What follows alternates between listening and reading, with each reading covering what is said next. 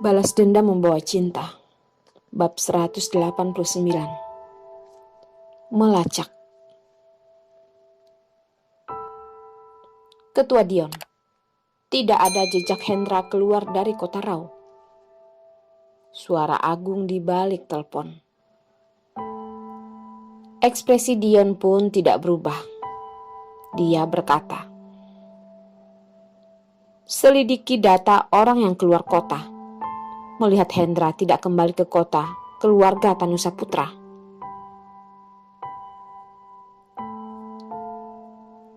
Dita mengatakan perlu waktu 3 hari. 3 hari ini Hendra ingin melakukan apa? Dion pun sangat tidak mengerti ini. 3 hari. Tidaklah lama dan tidaklah cepat. Dion dengan cepat memberitahu informasi ini pada Antoni. Mungkin dia dapat menebaknya. Dion menyuruh orang menyelamati Dita. Bagaimanapun Tian dan Reza ada di bawah naungan Hendra. Tidak akan mudah untuk menyelamatkan mereka. Telepon dari Antoni datang begitu cepat. Dia yang biasanya selalu tenang pun berubah. Berkata, "Kamu ingat, di Amerika Hendra memiliki usaha, tempat penelitian obat." Wajah Dion pun berubah. "Aku tidak begitu mengerti dengan masalah di Amerika. Aku pergi selidiki dulu. Aku takut mereka memberikan obat pada Cindy." Antoni pun dengan cepat berkata. Pemikiran ini membuat hatinya kacau. Hendra si bajingan itu bisa melakukan apapun. Sangat pintar. Sebuah bayangan hitam memanjar dari jendela. Antoni menyadari telepon itu sudah ditutup. Dengan cepat ingin menelpon lagi. Namun sudah terlambat. Bayangan itu dengan cepat menembak. Gerakan itu begitu cepat. Pistol yang tidak bersuara pun terdengar, dan sepertinya pengawal di luar tidak merasa aneh. Hanya meninggalkan Antoni yang perlahan menutup mata. Akhirnya membiarkan ponsel terjatuh di lantai. Orang berbaju hitam dengan cepat melarikan diri dari jendela dan mempermainkan pengawal Antoni seperti sedang bermain. Dor! Suara itu pun terdengar dari kamar. Pengawal yang mendengar itu pun merasa aneh dan mengetok pintu. "Tuan Antoni, Tuan Antoni." Di dalam kamar sudah tidak ada yang menjawab. "Maaf mengganggu." Pengawal itu mendorong pintu dan melihat Antoni sepertinya sudah tidak bernapas. Orang dalam Antoni pun kacau, karena Antoni yang tidak sadarkan diri. Cindy yang menghilang, dengan cepat pun mulai kacau balau. Pengawal Antoni yang sudah lama mengikutinya pun tidak dapat dipercaya. Semuanya sangat berharap Antoni dalam masalah. Jadi, setelah ragu sejenak pun menelpon Dion. Dion dengan cepat menyuruh orang ke rumah Antoni. Karena pengawal mengingat Dion, jadi keluarga Antoni masih belum tahu masalah ini. Dion melihat Antoni yang seperti tertidur. Wajahnya sangat buruk.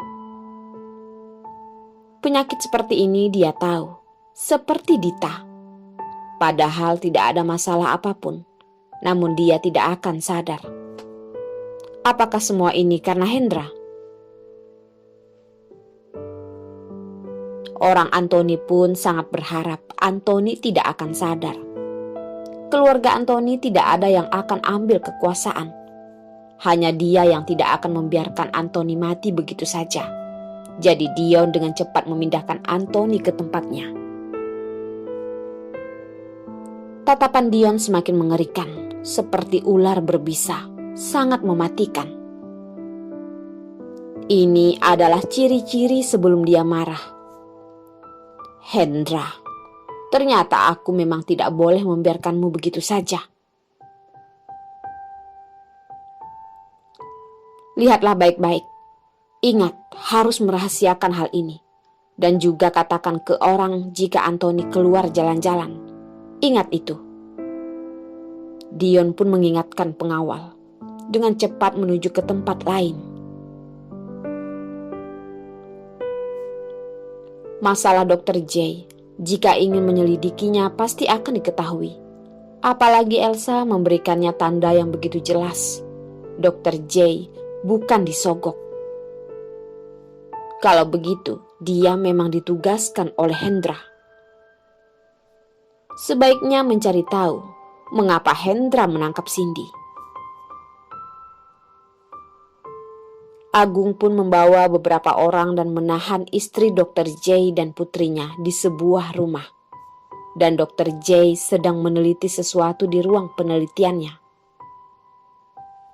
Tidak dipungkiri, Dr. J sangat handal. Namun sayangnya, dia masih tidak begitu sepadan dibandingkan dengan yang lain. Ini juga alasan mengapa dia hanyalah dokter biasa.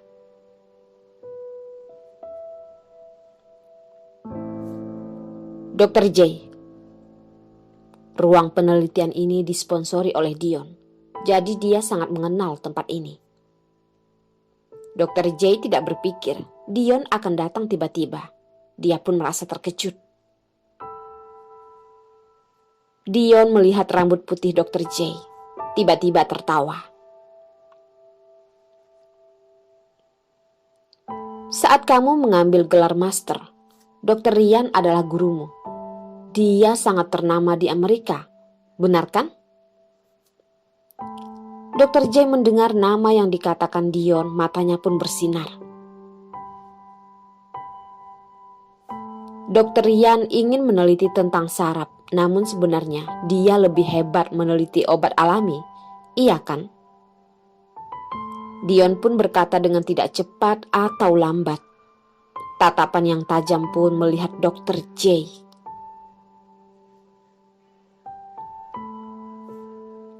Saya sudah kembali 20 tahun lebih. Tidak ada hubungan dengan Amerika.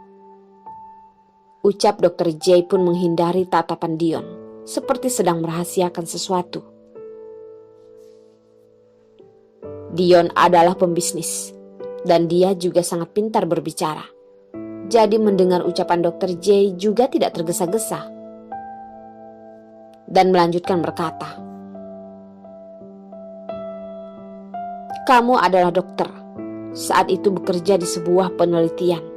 Namun informasi kamu tidak dipergunakan. Ryan mengatakan, kamu tidak bisa apa-apa. Dokter mengatakan, kemampuanmu itu kurang. Wajah Dr. J pun berubah. Masalah ini sudah menjadi masalah yang tidak terpecahkan 10 tahun ini. Bagaimanapun tidak bisa dilupakan. Seperti saat kamu mengejar mimpi, lalu ada orang yang mengatakan kamu tidak mampu karena kamu bodoh.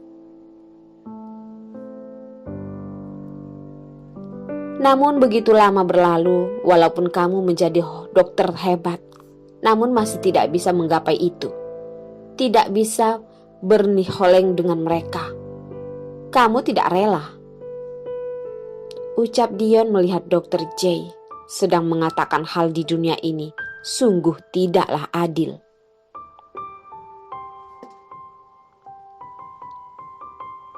Sebenarnya, apa yang ingin kamu katakan?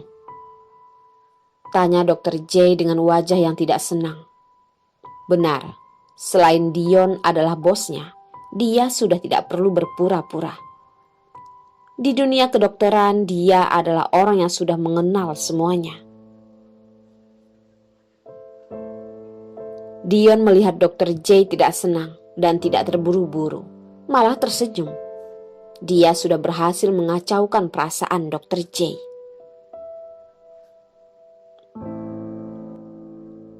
Hendra membuat kesepakatan denganmu untuk kembali meneliti. Jadi kamu melakukan semua hal yang dia inginkan, iya kan?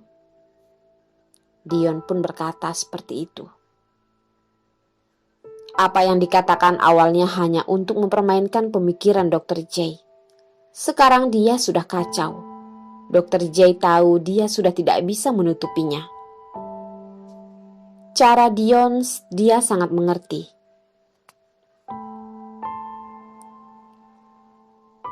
Apa yang diteliti Hendra? Dion melihat wajah Dr. J dan langsung bertanya. Dr. J melototinya. Dengan cepat menggelengkan kepala dan berkata, "Saya belum masuk ke sana, jadi saya tidak tahu."